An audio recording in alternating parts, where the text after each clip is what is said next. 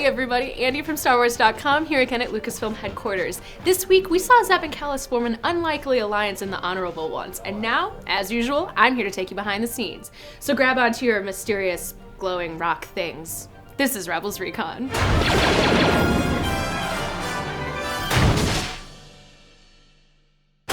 Docking on an abandoned Imperial construction module above Geonosis, the Rebels find themselves in a trap set by Agent Kallus. How perceptive.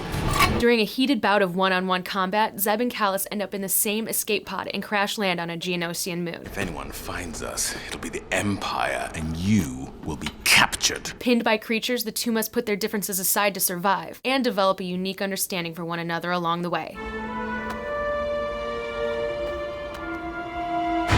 This week, an unexpected union formed between Zeb and Kallus while alone on the moon of Geonosis. I sat down with cast and crew to talk about how this will affect these characters going forward, as well as how it might change our opinion of Kallus. Check it out.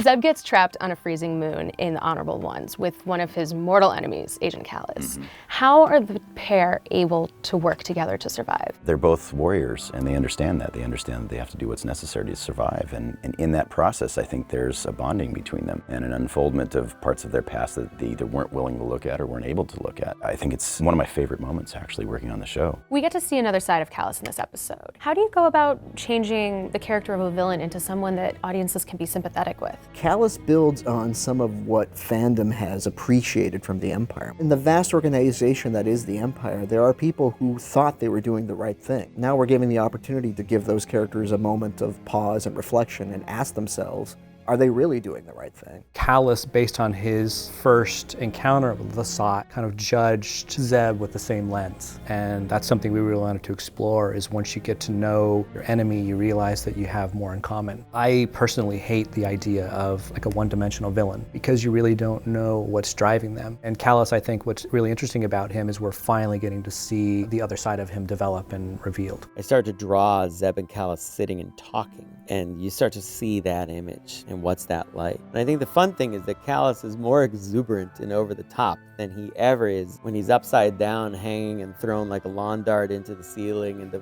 freak out sounds he's making. You start to root for them as a team together. And we wanted to contrast the warmth that Zeb would receive versus the cold nature of the Empire. The Honorable Ones is the first time we've heard about Geonosis in a while. What's happened there since then? Well, the last time we saw Geonosis, or it was implied we saw Geonosis, was actually at the end of Revenge of the Sith. It was this sort of incubation place where the Death Star project was originated, because Geonosians were the ones tasked to build it in the first place. You start to wonder like how they're building this thing. Even in a galaxy, how are they keeping it secret? Just on the supplies alone, you know, there must be a bigger story for how they're keeping everybody quiet. Are they buying everybody off? We just decided to touch upon that story briefly. The really ominous note is that Ezra gets the feeling that something terrible has happened on the planet. He's not sensing any life. The mystery of Geonosis is something we'll definitely explore later on in the series.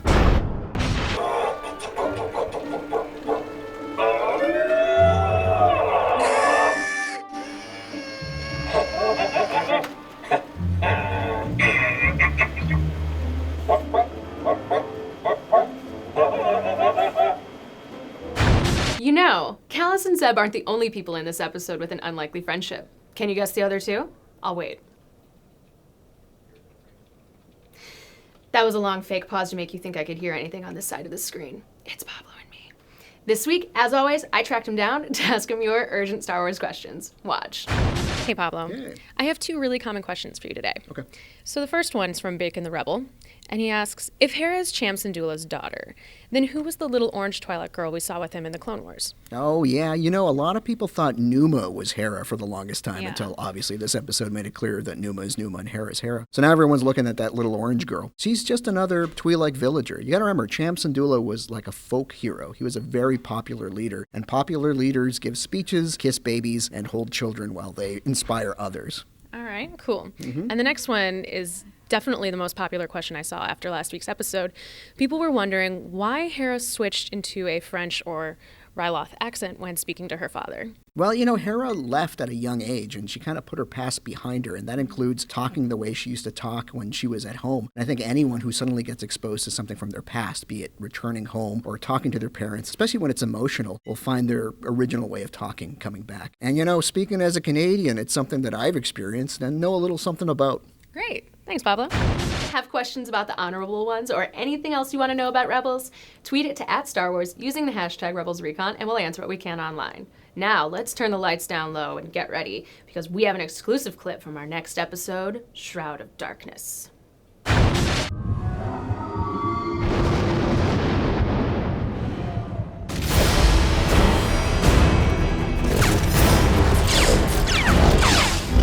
I'm thinking this planet's not gonna work out as a base after all.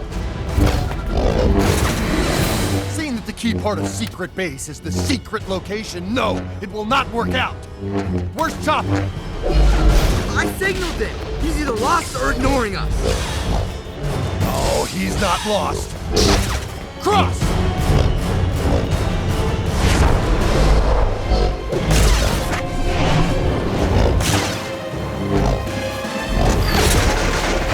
Thanks for watching Rebels Recon. We'll be back next week with another brand new episode. But in the meantime, check out our episode guide for the honorable ones on StarWars.com, and if you haven't already, download the Star Wars app, because it's awesome. I'll see you next week.